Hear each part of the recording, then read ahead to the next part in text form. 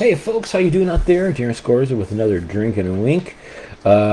Special feature month. We are doing Peatober this month, which means we're going to be talking about peated, mostly single malt Scotch whiskies, but we're going to be talking about some blended Scotch whiskies, and we're going to talk about other non-Scotches that have also been peated.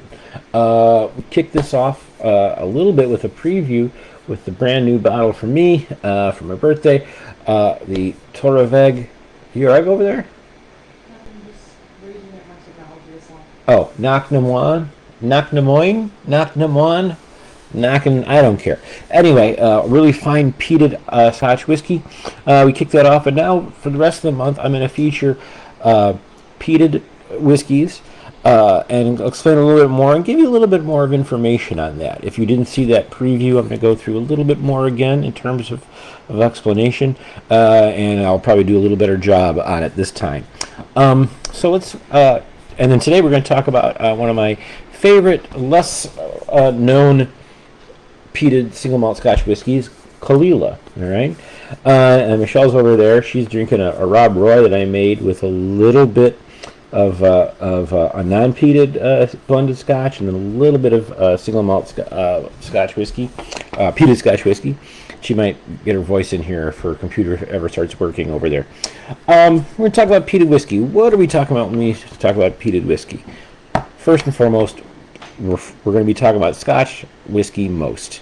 Okay, this is not to say that all of Scotch whiskey is peated. Really, there are hundreds of distilleries that don't ever use any peat at all. Okay, I'm going to explain the process again. I know if you've seen the preview video, you've already seen me do this. I'm going to do it again, though, just for fun.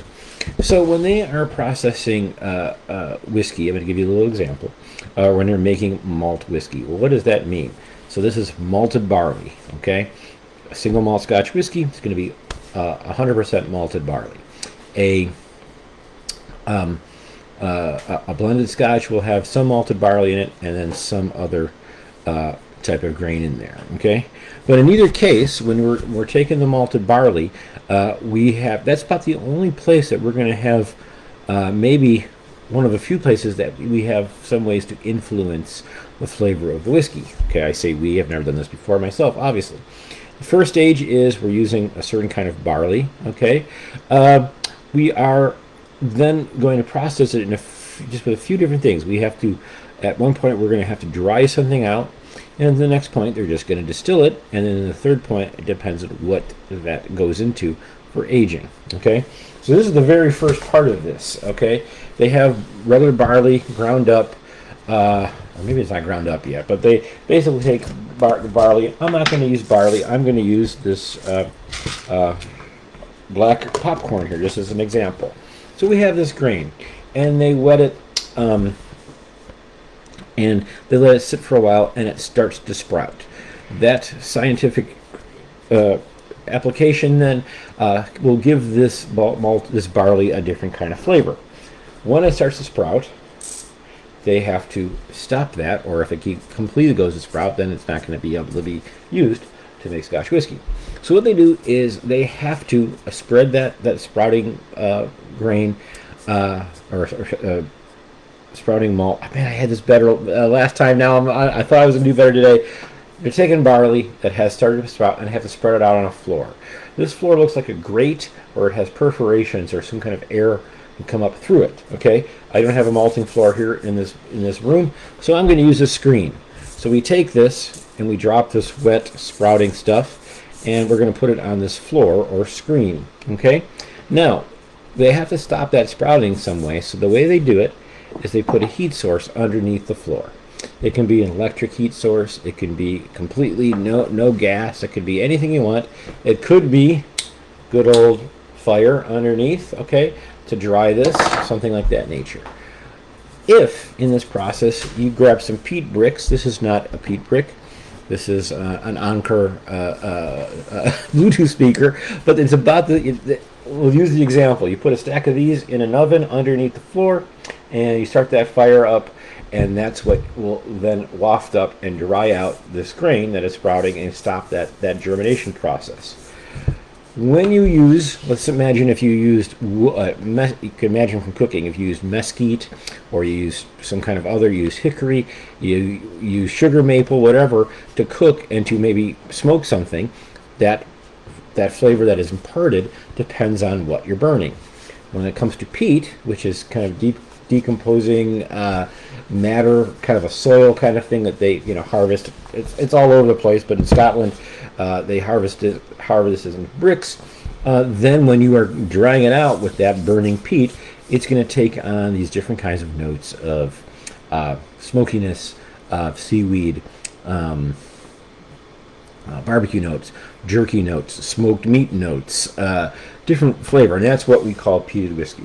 No peat is actually added or put into the food or into the drink. It's just like barbecuing. Again, you're using a certain wood. You don't actually add wood to the steak. So if you have a smoked meat, smoked brisket, you don't actually put wood chunks into the brisket. Same thing here. Peated whiskey, we aren't actually adding peat to the whiskey. It's just a flavoring by fire. Okay, so we're going to be talking about tons. It turns out, in the beginning, Michelle and I bought a couple of peated whiskeys, and then I started getting really interested in it. And now I've kind of noticed that in the last, 3 years, we've gotten a couple more. We have a big collection of peated whiskeys. So this month we're going to talk about three different Lagavulins. We're going to talk about a couple of Lafroigs. We're going to talk about a couple of Ardbegs. We're going to talk about a couple of Kilhomans. We're going to talk about a couple of we're going to talk about Bunnahabhain, although that's the one that's not peated, although I haven't peated Bunnahabhain. And we're going to talk about Caol Ila. Let me look over my shoulder to make sure I'm not. We're going to talk about Brook Valley's Port Charlotte. And I don't have a Bowmore here, but we're going to try to get as complete as we can. And my goal is to get all of you to, I'm going to find a recommendation and kind of make a calculation on, I want you to drink, next time you're out and you're looking and you might get a serving of whiskey, I want you to get a peated whiskey. I'm going to try to tell you which ones I think will recommend, or that I can recommend to your taste profile. Okay? We'll now move on with talking about the one we're going to talk about today, which is Caol Ila 12. Okay? Now, what's interesting is if you have drank any Scotch whiskey before, not necessarily blended, single malt, but blended Scotch, you've probably had some Caol Ila and you didn't even know it. If you ever had Johnny Walker's Black Label, you are drinking Caol Ila. Okay? There is this is a blended malt. Not a blended malt, blended Scotch. It's going to have grain whiskey and then different single malts in here. One of them is Caol Ila, and I can definitely taste it when I drink Johnny Walker. But if you've seen my reviews, and the last time I talked about Johnny Walker Black Label 12, there's not enough of it in there. There's not enough malt in there. It's getting to be a very boring whiskey, and Caol Ila is not a boring whiskey. What else am I going to tell you? They've been around forever. The interesting part is they've been around since 1846. They had some closings and some movings and all that, but up until I think it was 2002, most of the stuff that was being produced at distillery was going into blends, with Johnny Walker Black Label being the one that's most prominent. The other thing to note is this is owned by D&aW. This is owned by D&aW, so this is going to find itself into a lot of D&aW blended offerings. Okay, and I can't remember offhand other than Johnny Walker what that could be, but it's going to be in a lot of the Johnny Walker products. Blah blah blah. I'm sure it's in Johnny Walker Green because that would make total sense. Johnny Walker Green is the one malted blend, so it would have to be in there. I don't know about blue. I don't care. Caol Ila is the sound of Islay. I don't think that's meaning like listening sound. I think it's like the water, the body of water called a sound. But I might be wrong. Maybe it is the sound of Islay. It's not as easy to find as it says right here on this label. This label may have changed. Caol Ila lies close to Loch Naban, source of its pure mash water. The sea provides water for cooling and once brought steamers to collect a whiskey appreciated for its balanced, fresh style. Lightly bodied, more lightly bodied than many Islay malts, yet with all their typical peatiness. Okay, I think that's it. Yeah. Okay. This is bottled at 43%, which is interesting. Okay, and it's not, I don't know what the price is on this now, but yeah, this is kind of the one that you're going to see, and you don't know, oh, Caol Ila, I don't know what that is. So again, this is the Sound of Isla. Okay, so it's a peated Scotch whiskey. It says it's lighter. This name, if you can't pronounce it, this is Gaelic. Uh, the more, what am I trying to think of? When you're looking at Gaelic, another spelling of this word is Kyle, just like the first name, Kyle. But it's pronounced Caol Ila. Michelle, have you had the sip of that yet?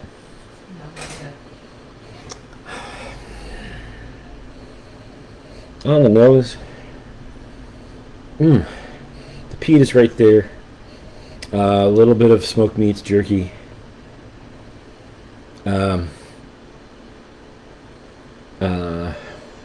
What was that you were just eating yesterday? The what was the rice cake? Edamame and no, what was it? Seaweed? Was that seaweed? Yeah. So you like those, but you don't like this taste? Really? Why? Well, I'm not going to spoil it for them. I'll come back to you. Take another sip. All right. Hold it a little longer.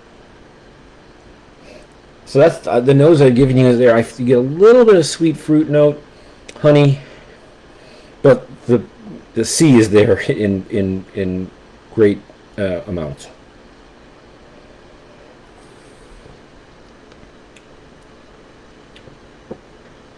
Mm-hmm.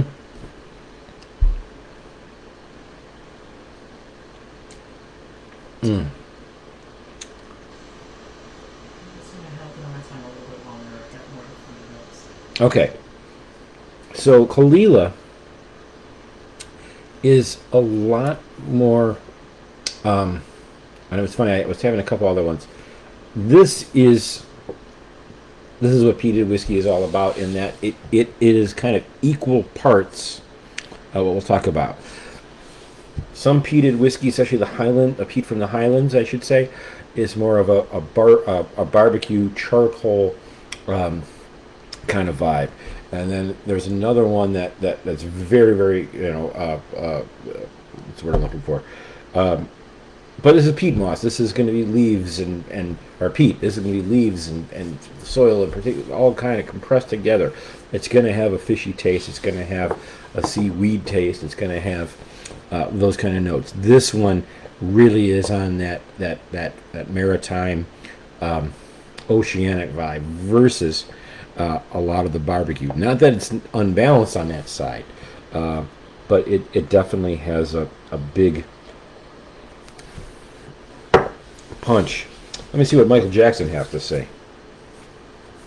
No, not that Michael Jackson, the author of the great book, The Complete Guide to Scotch Whiskey.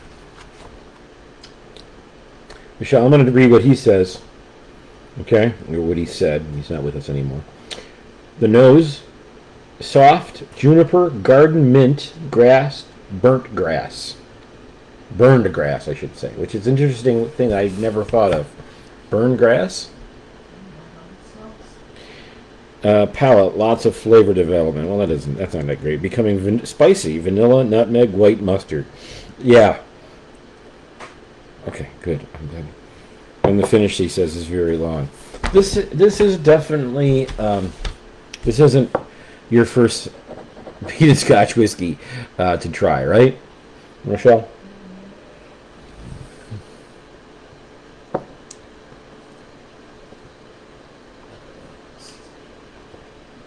But as Michelle said, the important part to note this is not for shooting, okay? We aren't popping this back. This isn't challenge whiskey. A lot of times when you're doing whiskey, when you're drinking whiskey, and you pay a lot for this, so go ahead and do this. This is not being snooty. This is part of the experience. Well, let's get snooty, meaning I want to get a big snoot on that nose. Don't just, no. Really pull it in. And you're going to see a distinct difference, and you're going to get a better preview of what you're about to drink. When you're drinking it, hold it on the tongue. I see a lot of people when they drink something, and maybe they're not used to something that's 43 ABV, 46 ABV, 50% or meaning 100 proof. They hold it, they make this face, right, Michelle? And then they swallow right away, which is the absolute worst thing you can do. The better thing you can do is hold it on the tongue for a while, let your tongue first get used to it, and then swallow it slowly. And I will guarantee you that by the time you let that sit for a little bit, you're going to see a big difference. That is totally the case here. If you just guzzle this down, you're not going to enjoy any part of it. Holding on the tongue, I will do it one more time and give you a report.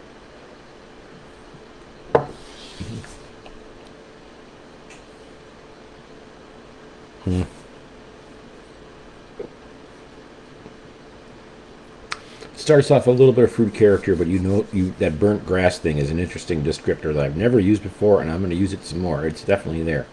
Then the middle of it is very kind of stays along that same line. Juniper is another nice thing to mention on this. It does have those notes of juniper in a kind of a gin-like fashion, just a little bit. Then when it starts going towards the finish is where you get a big blast of some smokier stuff, some seaweed, and some leather. And I know that's probably where Michelle gets lost on sometimes on some of these peated whiskeys. She likes certain peated whiskeys a whole lot. When they get a little leathery, would you agree, Michelle, that maybe you don't? Or cigar leaf, tobacco, leather and tobacco kind of notes? When it tastes like a burning tire, yeah. Oh, when it says, okay, when she says when it tastes like a burning tire, I don't get burnt rubber out of this. But, hey, every time, everybody's tastes are different. That's very interesting.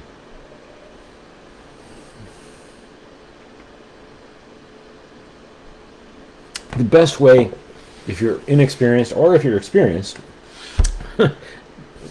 does not matter your experience. Are you experienced? You know, Jimi Hendrix asked that. I'm not going to ask you that. I'm going to show you how to get experience. If you don't know what you're doing and what you're dealing for, this works with all Scotch whiskey. You can kind of tell some notes from the cask when you do this. But when you're talking about peated whiskey, pour a little bit in your hand. Okay? Unless you're Michelle, because you don't want sticky hands.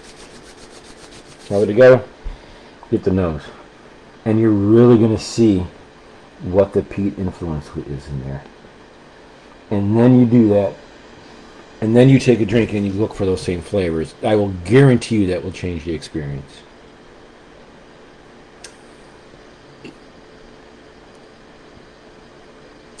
If you're having a rough day, just have a glass of Hennigan's. Well, it'll just be our little secret. Sorry, that's Seinfeld and that's Kramer. And I didn't even say the line right. But anyway, there you go. Yeah, don't do this before you go to work. People will think that you have either been drinking peated Scotch whiskey or you're burning tires, apparently.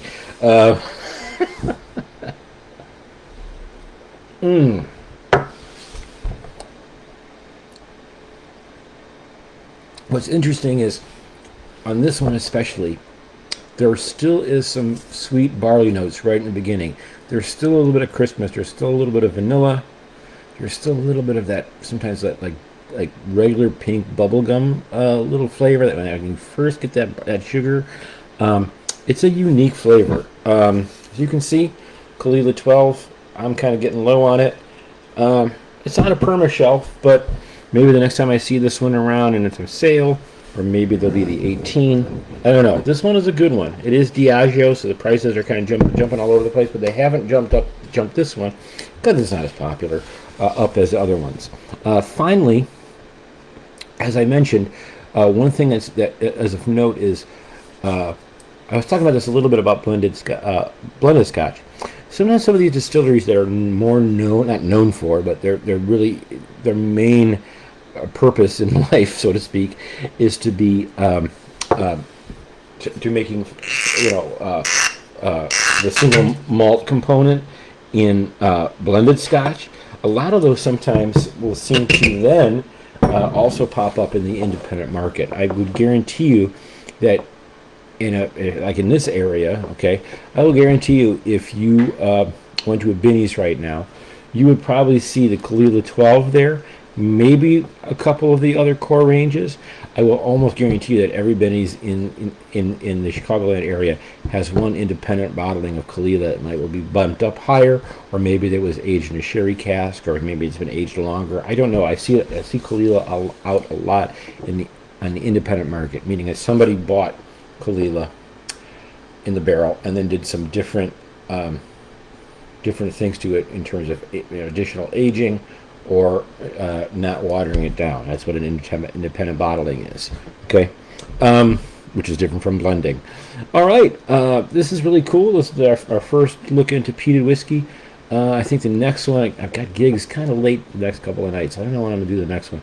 The next one we're going to dive into, I'm going to kind of go along with the ones we have. The next one I'm going to talk about is going to be, one of the standard ones, and that's going to be Laphroaig.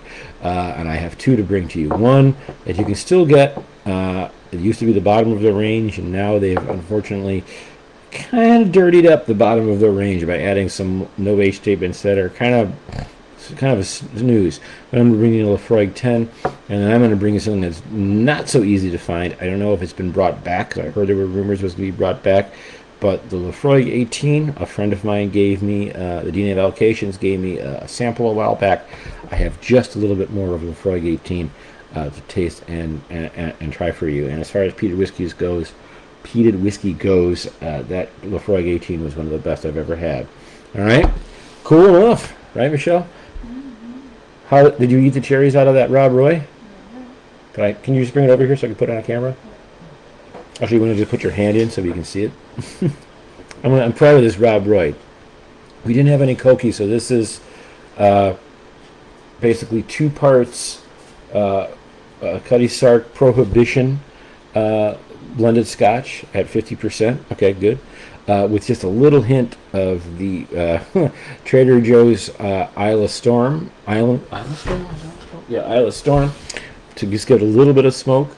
It was the Doland Sweet Vermouth in this case because we ran out of Koki, and then 2 drops of Reagan's Orange Bitters, or 2 dashes of Reagan's Orange Bitter, easy for me to say, and then 1 Angostura Bitters. Add a couple of cherry, mix it, don't shake it, mix it over ice, and you have a really nice drink. And it's a pretty drink. The color of the kind of that of a nice Scotch that had that pale brown, pale yellow, pale gold. Then when you add a little bit of the reddish sweet vermouth, it's a beautiful looking drink. Add a couple of cherries, and you just have this fun red drink. Okay, Rob Roy. I'll talk about that again. Anyway, Michelle tried it with a little peated whiskey today. How was that one? You didn't like the Caol Ila, but how was that drink? It's very good. This is very good. I got a very good, and she's a discerning customer. All right. He's a disturbing customer. Now, all right. I'm going to wrap it up here. I'm going to go outside and, I don't know, burn some car tires or something. I don't know.